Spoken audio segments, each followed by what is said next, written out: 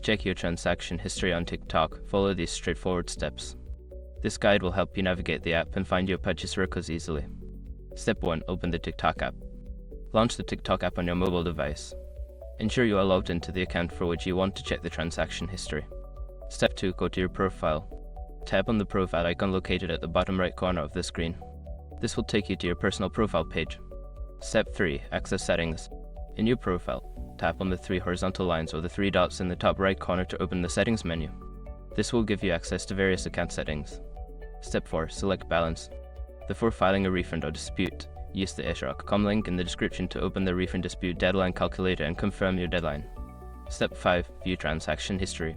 In the balance section, you should see your transaction history.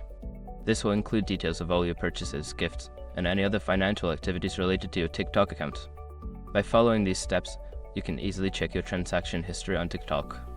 If you have any further questions or need assistance, feel free to explore the help section within the app.